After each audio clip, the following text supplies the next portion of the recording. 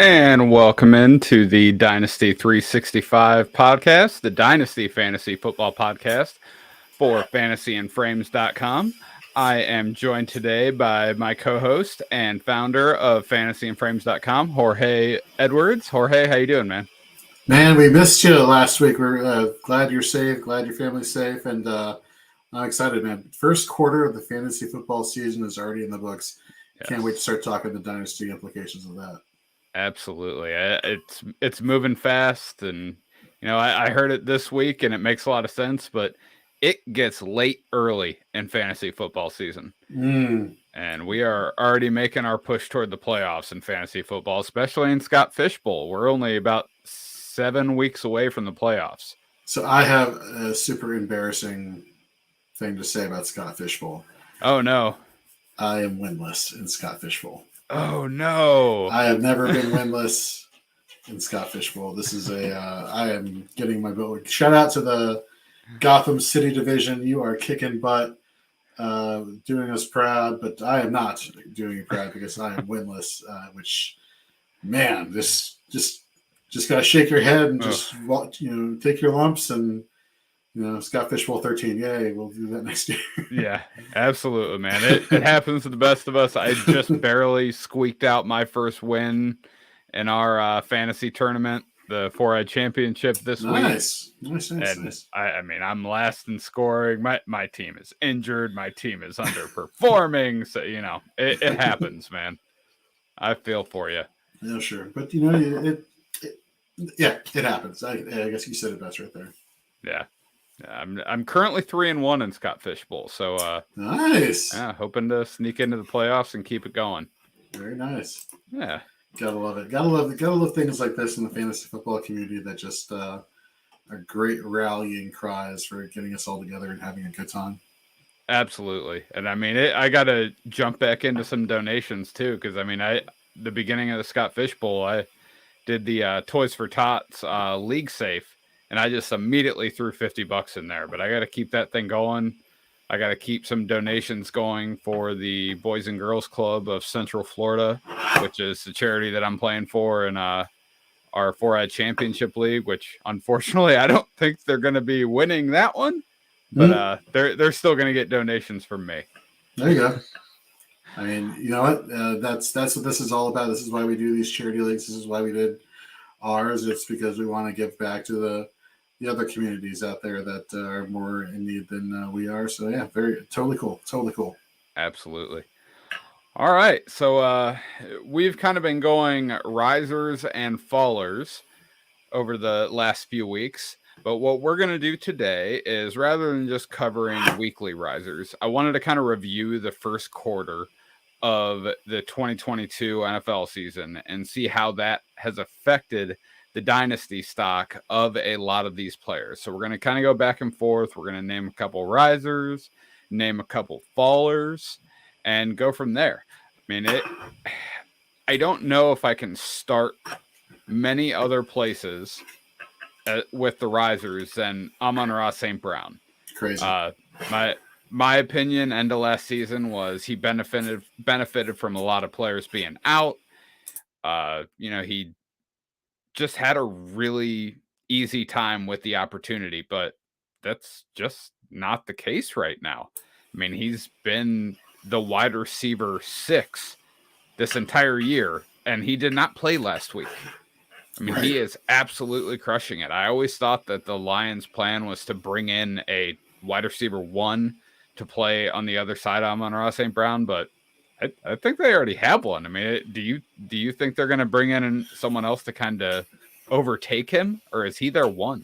Oh, he's their one. I think we've learned from this situation, never underestimate the chemistry a quarterback has with his wide receiver. Yes, there was a circumstantial wide receiver 1 towards the end of last year, for the reasons you mentioned, the lack of targets elsewhere.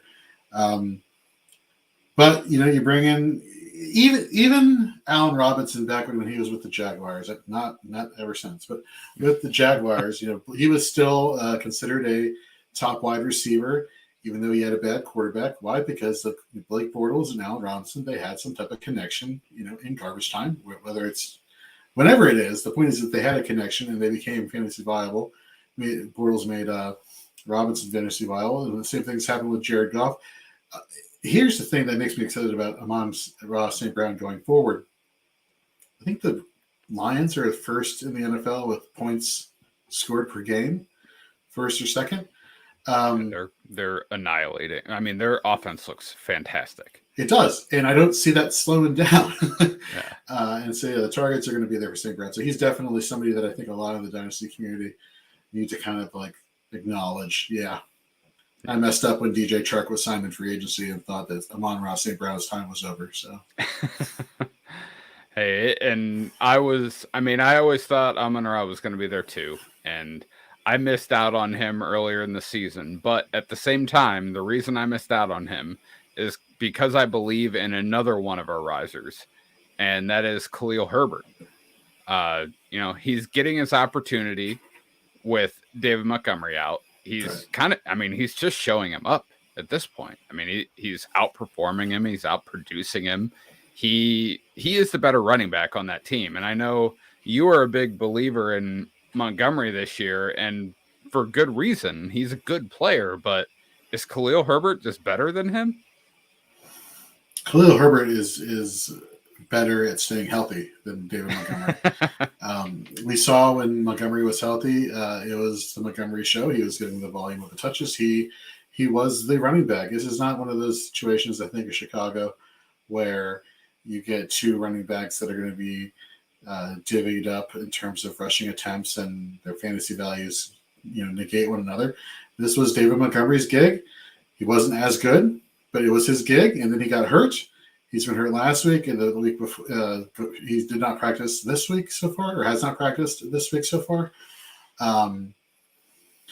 I wrote up a piece with Khalil Herbert in the summertime talking about his dynasty outlook, and it's one of those things where I said, if Montgomery is not brought back, well, he's their definitive RB1 going forward, and it's trending in that direction. As much as I wanted David Montgomery to be a thing and to set the world on fire here, it's just not turning out that way. Which I say that because it's not like he's been playing horribly. It's just he's been injured.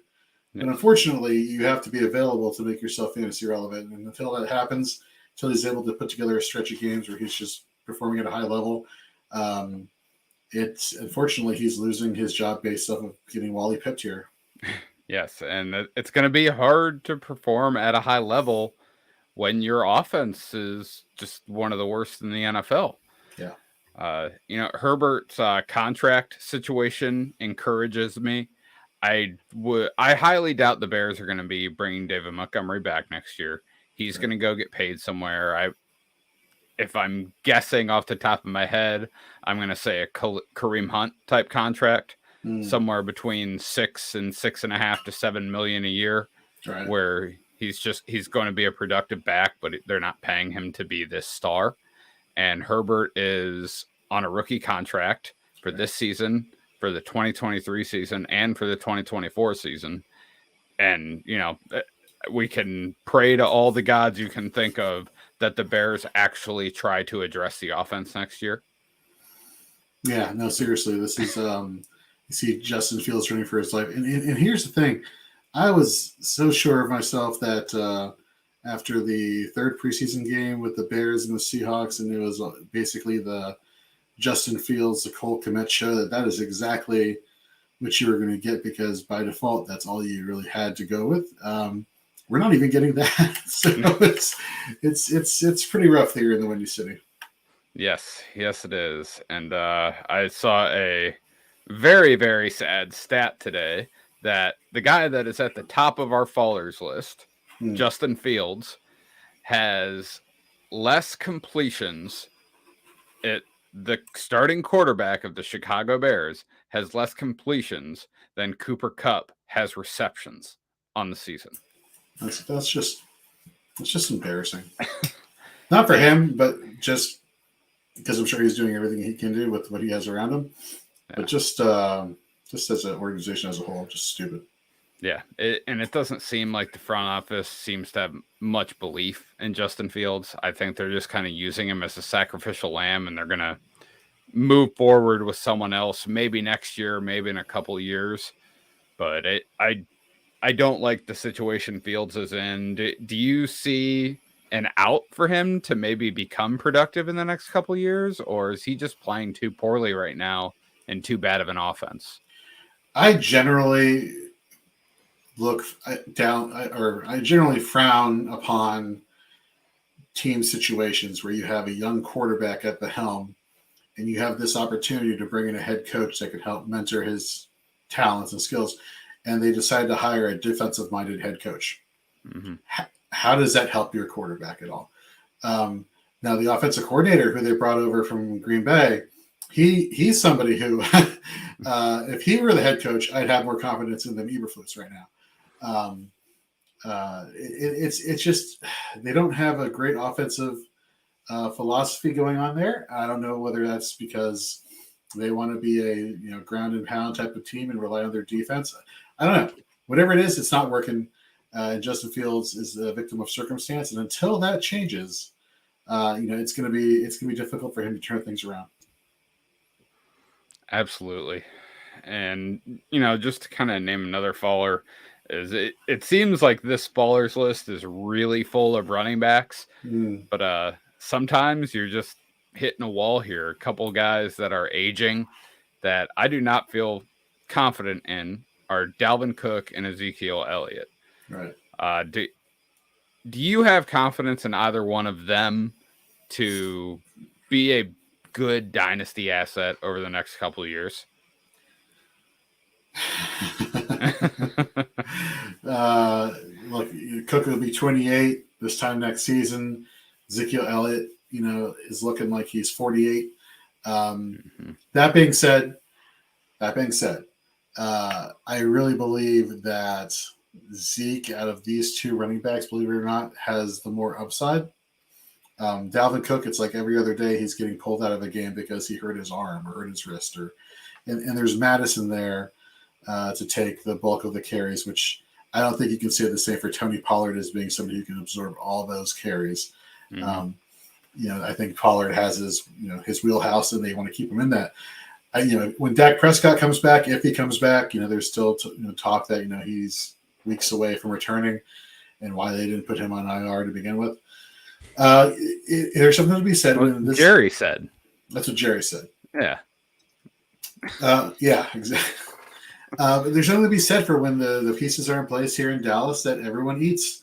And I still think that Zeke is still young enough, and this offense can still be potent enough to get him going, whether it's just he becomes touchdown dependent, a la Todd Gurley late in his career, like he was with the Atlanta Falcons.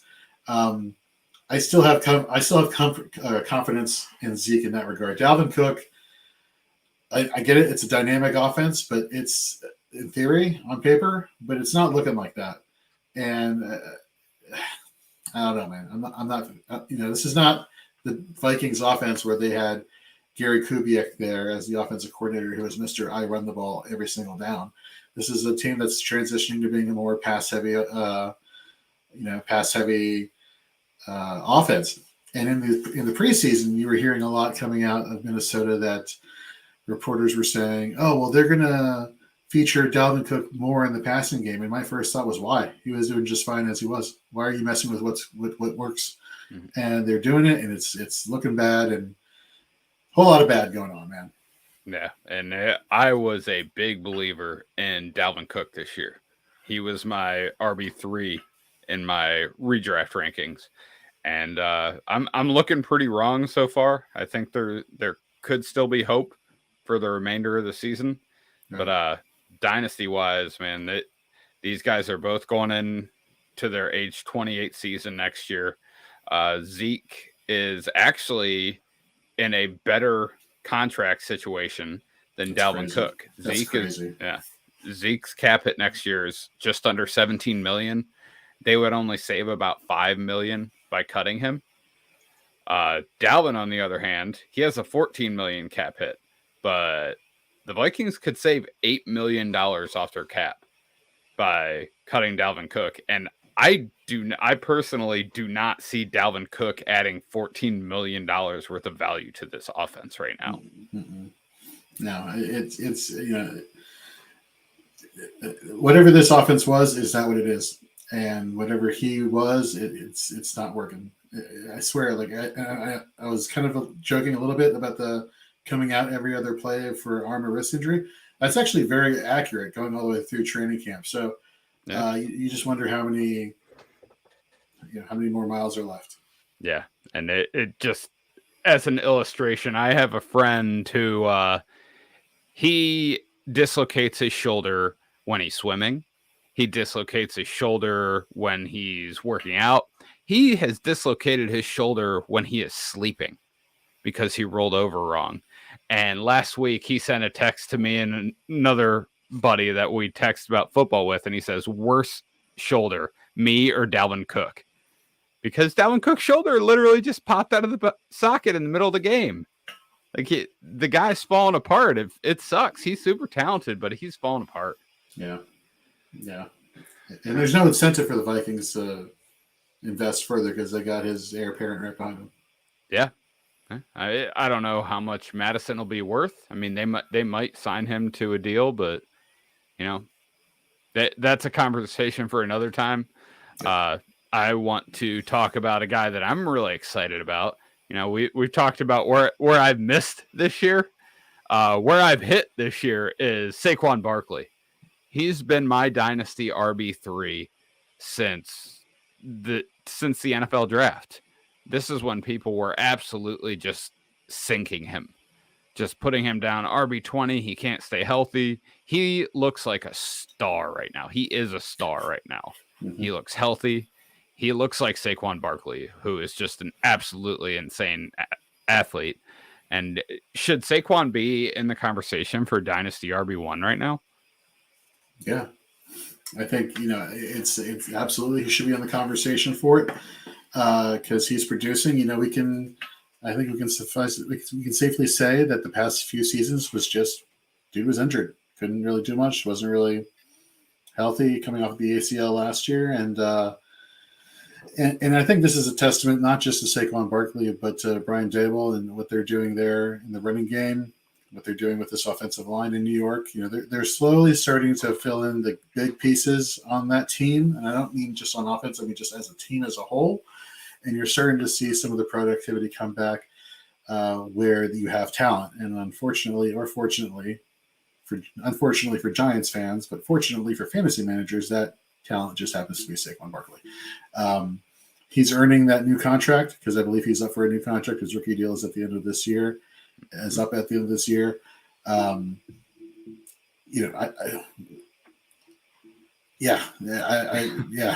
got. That's all I got right there. He's so good. Absolutely. Do you have any other risers that have been catching your eye throughout this year? I mean, we've talked about Keith Fleming has talked about him ad nauseum over on the Daily Fix podcast since March. I did a fallout piece on this running back as soon as the draft was over. I made sure to pick him up in as many drafts as I could during the preseason. The hype was there in the preseason. And now you're seeing the productivity. I'm talking about Dameon Pierce. For whatever reason, he was not utilized a lot in college. Well, he's being utilized a lot in the NFL, and he's thriving. So for those out there who said, oh, well, he wasn't that great of a running back, don't invest in him for the long term. Okay, well, you say that, and I'm going to keep winning with him. So let's find out who's right and who has a championship at the end of the year because of Dameon Pierce versus somebody who's smarter than the crowd. Yes. Another person, it's hard to ignore the success that Romeo Doubs has had.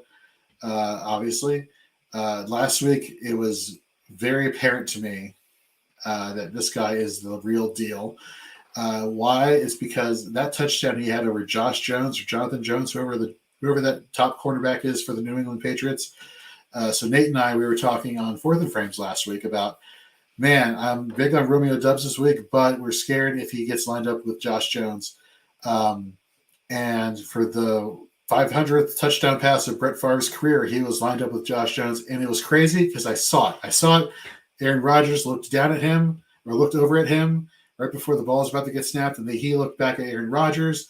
And as soon as I saw that back and forth, I'm like, oh my God, he's about to go to Romeo Doubs. Does immediately as soon as that ball is snapped, and the rest is history. This kid has been playing lights out in the preseason. This is supposed to be Christian Watson's, receiving core, young receiving core, and it's not. It's Romeo Doubs. It's quite impressive what's going on here. I think the wide receiver, though, for me, that has really not gotten the respect he's due because there's just like this weird haze over the Crescent City of New Orleans. But and I don't know what it is. It's like ever since Drew Brees left, it's like I don't know what to make of the Saints. Are they good? Because they don't know what to make of themselves. They don't. They really don't. But I'll tell you what, Olave is a target machine. He was what, dare I say, Michael Thomas was back in the day. Not to that degree yet. Not yet. But he's getting there. And then that's with Michael Thomas on the field. This young man is a star in the making, and he needs to be talked about more, not just in fantasy circles, but on the grand stage of NFL coverage, because people are taking what he's doing for granted. Yes, yeah, and him and his two compatriots in the top 11 picks in the NFL draft of Garrett Wilson and Drake London are looking great. That was a 2022 rookie class that people were not excited about.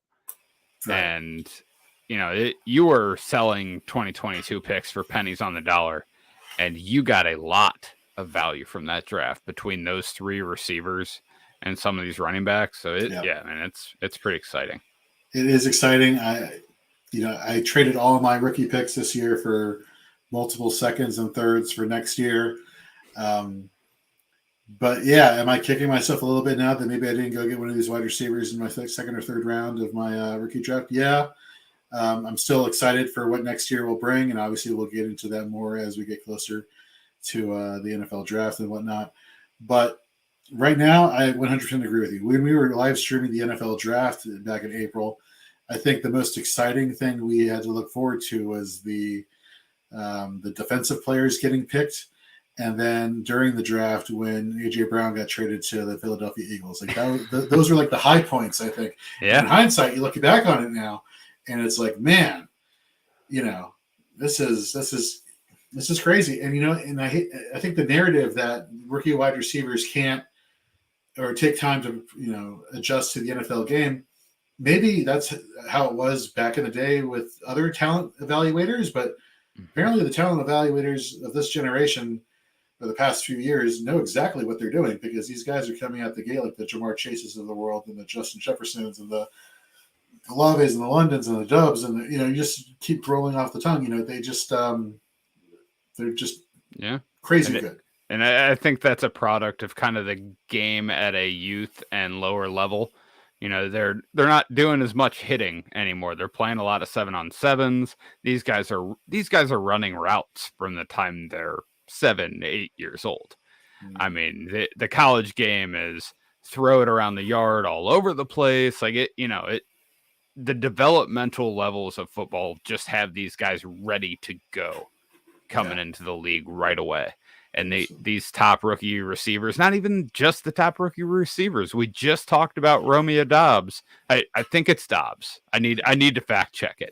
I say Doubs, but I say it like quietly, so that way if it is Dobbs, then I'm not off. If it is Doubs, then I'm close. It would be way cooler if it was Doubs. Right? I'm saying. Yeah, man. Even these day 3 picks at the receiver position are instantly productive. Yeah. So yeah, we could go on for a while, but I think we are going to cut this a little short. I will throw out some names that were still on the list that we did not get to. Sorry, go ahead. Sorry. So I was just going to say, so we're getting pretty active on our Instagram account. Mm-hmm. And so rather than give away some of these names here, we kind of want you all, the listeners here, that go check out all of our work and our creative content that we have going on Instagram. So the rest of the names that we were going to list in terms of people that we think are rising and falling in dynasty value at the quarter mark of the season. We're going to have breakdowns of that via Instagram going forward by the end of the week. So stay tuned for that. Sorry, I sprung that out the last second, but I'm really trying to build the Instagram stuff up. And yeah, we have all of our article content is basically being transcribed into Instagram graphics and information. So we really want to get the content out to you however we can and in as many ways as we can here at Fantasy and Frames. Absolutely. I'm pumped to see that. And our guy Zach has been doing some awesome stuff over there. If you haven't, go ahead and check out our Instagram page, and our director of content, Zach, has been just crushing it. It looks great. All the content's fantastic. The team over at Fantasy and Frames is wonderful. These guys are top of their game, man. So, everyone, thank you for listening. Please go check out our Instagram page to see the remainder of the guys on this list of Dynasty risers and fallers through the first quarter of the 2022 NFL season, as well as subscribing to our YouTube page where we do our Wednesday night lives, where this is live on YouTube right now. Coming up next is our flagship podcast, Fourth and Frames. After that, we had the Daily Fix with Keith Fleming and Joe Matz. And after that, we have Shoot the Gap with our IDP gurus, Jorge Edwards here, Nate Markham, Hollywood Titan, and sometimes Mike Wooler. That's right. All four of us will be here tonight at 10 p.m. All right. I look forward to it, man. Well, everyone, thank you for listening. Thank you for watching on YouTube, if that is what you're doing. And please subscribe, rate, review the show. We would very much appreciate it. And stick around for Fourth and Frames. See you later, folks.